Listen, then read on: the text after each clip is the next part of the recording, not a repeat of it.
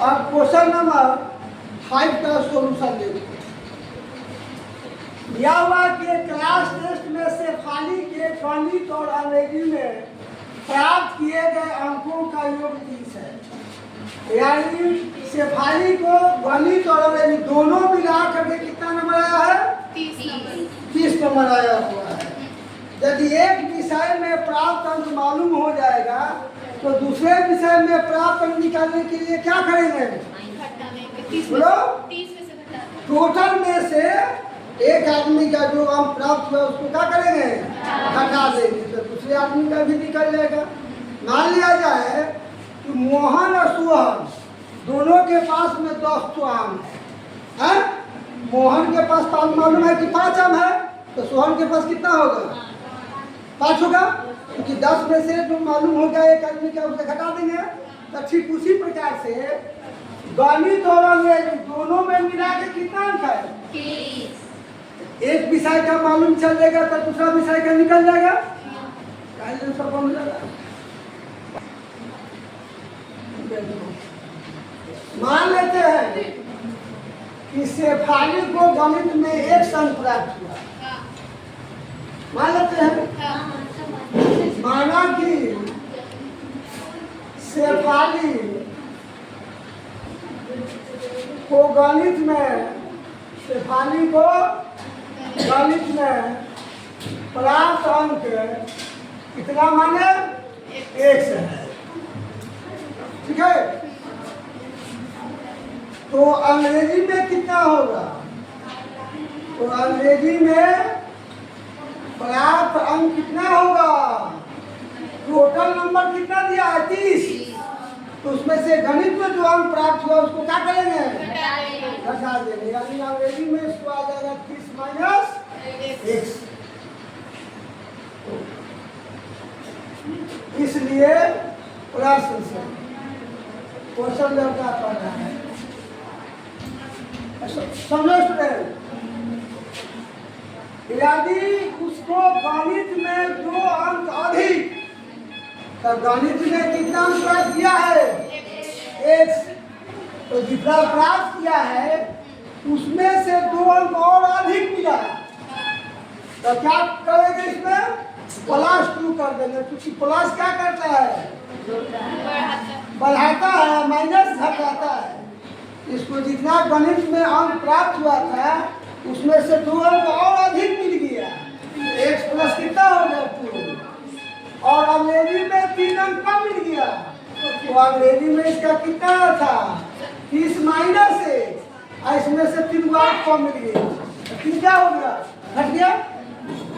इसके बाद कहता है कि जो अंक प्राप्त हुआ उसका गुणनफल, यानी गुना करेंगे तो हमको गुणनफल कितना आ जाएगा? 210 होगा। ठीक है, अब समझो। अब ये हो जाएगा x + 2 और 30 में से 3 को घटा देंगे तो 27 माइनस x हो जाएगा। 210। अब दोनों को गुना करेंगे, x में 27 से गुना होगा तो 27 x हो जाएगा। x में -1 से गुना होगा तो -x² हो जाएगा। +2 में 27 से गुना होगा तो 54 हो जाएगा। फिर +2 में -1 से गुना होगा तो प्लस माइनस माइनस, अब 2 में 1 से 2x = 210 होगा। अब देखो यहाँ -x² को पहले लिख देते हैं और 27x में से 2x घट जाएगा, आ जाएगा +25। यहाँ बच गया +54। इधर प्लस में 210 है, इधर ले लेंगे तो माइनस में कितना हो गया? 0 हो जाएगा। अब ये हो गया -x² प्लस हो जाएगा 25। प्लस माइनस माइनस घटा देंगे तो घटा के आएगा -10 में से 4 गया तो 6 और 10 में से 5 गया 5। कितना हो गया? 156। अब क्या करते हैं, इसके आगे जो माइनस का चिन्ह आया हुआ है उसको सभी पदों में से कॉमन ले लेते हैं। जब माइनस कॉमन निकालेंगे ये हो जाएगा x² plus minus minus minus minus plus equal to हो जाएगा 0। और माइनस को क्या करेंगे, 0 साइड में भेज देंगे, ठीक है। तो जो इधर गुना में रहता है उधर जाके भाग में चल जाएगा। ये हो जाएगा -25x प्लस 156 और 0 में जा करके -1 से क्या हो गया, भाग हो गया, तो कितना हो जाएगा 0। अब इसका करेंगे गुणन।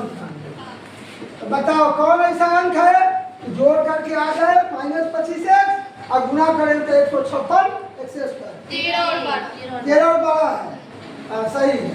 तो -13x और -12x 25 हो जाएगा और गुना करने पर 156 इक्वल टू। अब दोनों पद में से x कॉमन निकालेंगे, x -13 बचेगा, -12 कॉमन निकालेंगे, x -13 बचे इक्वल टू 0। और बाहर वाले अंक को एक जगह कोष्ठ में लिख देंगे x -12 और दोनों कोष्ठ में से किसी एक को उतार देंगे, x -13 इक्वल टू 0। दोनों का वैल्यू निकालेंगे, x -12 equal to 0, x equal to 12, x -13 equal to 0, x equal to कितना होगा 13। तो देखो x किसका वैल्यू है, गणित में प्राप्त अंक शो कर रहा है। तो गणित में आपको नंबर कितना, या तो 12 को आया नहीं तो देखो चेक करेंगे तो ये 12 को आया गणित में, तो अंग्रेजी में कितना आया, और गणित में आ गया 13 को तो अंग्रेजी में कितना आया। तो देखो लिखेंगे, जब गणित में प्राप्त अंक, गणित में प्राप्त अंक कितना उठाया 12, तो अंग्रेजी में कितना होगा, तो अंग्रेजी में प्राप्त अंक, प्राप्त कितना आया है 30 - x है, तो 30 में से 12 घटा देंगे, x का वैल्यू कितना हो जाएगा 18। अब होगा पुनः, जब हमको गणित में कितना आया आप लोग, गणित में प्राप्त अंक 13 होगा, 13 होगा तो अंग्रेजी में कितना होगा, तो अंग्रेजी में प्राप्त अंक या दिया हुआ है 30 - x, यानी 30 - x का वैल्यू कितना आ जाएगा 12। यही तुम्हारा आंसर होगा।